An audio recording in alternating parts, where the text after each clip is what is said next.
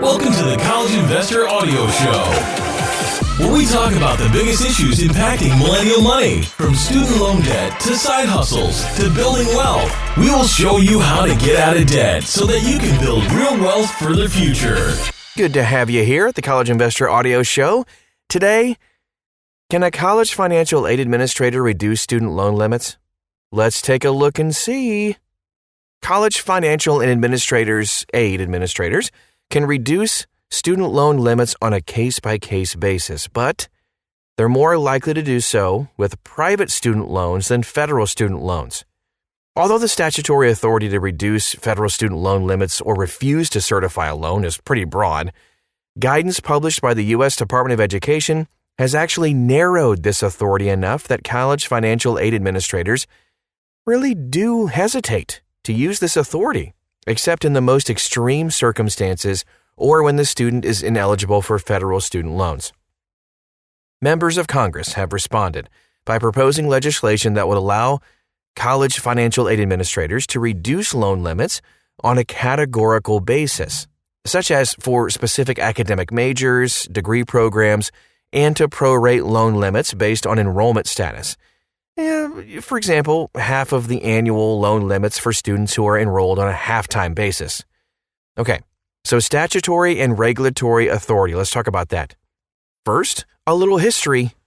The Higher Education Act of 1965 provides college financial aid administrators with the authority to refuse to certify a federal student loan or to adjust the loan limit. There are several key requirements for this statutory authority, though. First, the refusal to certify a loan and restrictions in loan amounts must be made on a case-by-case basis, and the reason for this action must be documented in the student's file and provided to the student.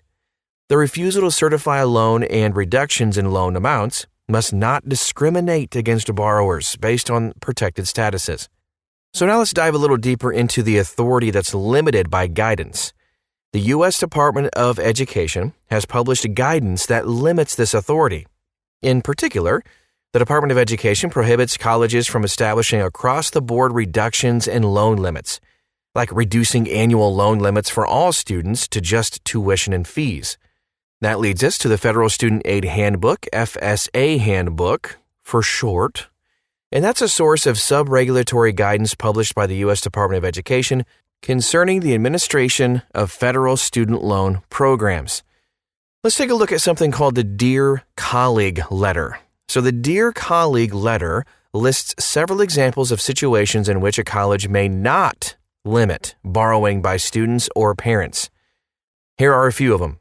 College financial aid administrators cannot limit borrowing to just tuition and other institutional charges. College financial aid administrators cannot limit borrowing on a categorical basis, such as limits that apply to all first-year students, students who live at home, or students in specific majors. College financial aid administrators cannot limit borrowing to just regular academic terms, such as the fall and spring semesters, and cannot prevent borrowing for summer terms. College financial aid administrators cannot have across-the-board reductions in loan limits for all students, such as a $2,000 reduction in loan limits for all students. You just can't do that.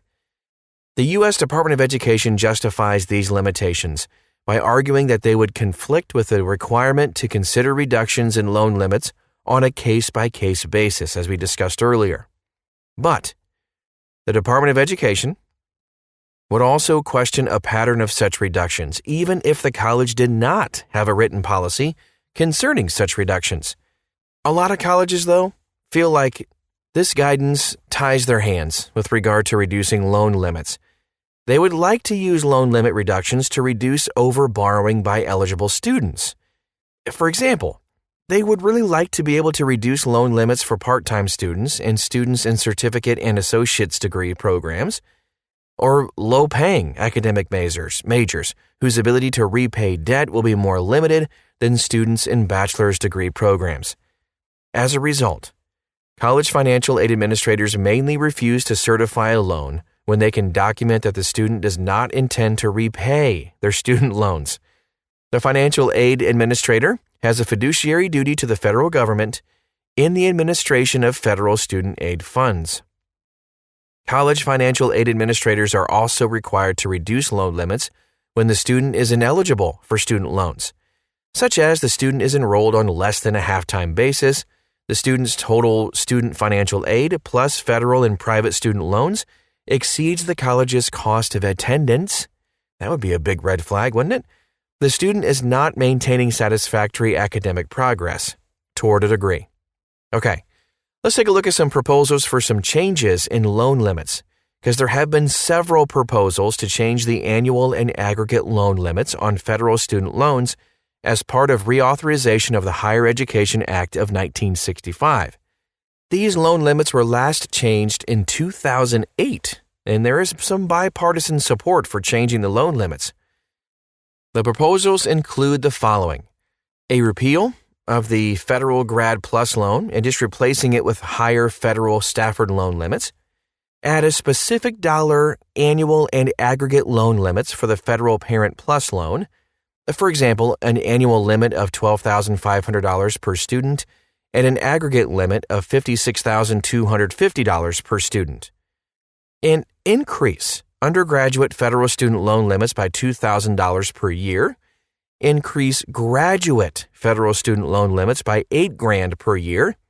Also, another proposal, allow college financial aid administrators to reduce or prorate loan limits on a program-by-program basis depending on average starting salaries, enrollment status, degree level, and year of the program. It just makes sense. Now let's talk about private student loans.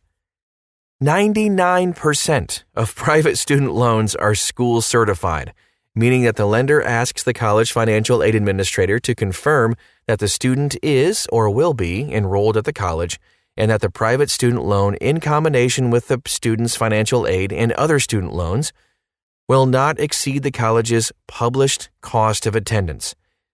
If the cost of attendance will be exceeded, the college financial aid administrator can reduce the loan limit to eliminate the over-award.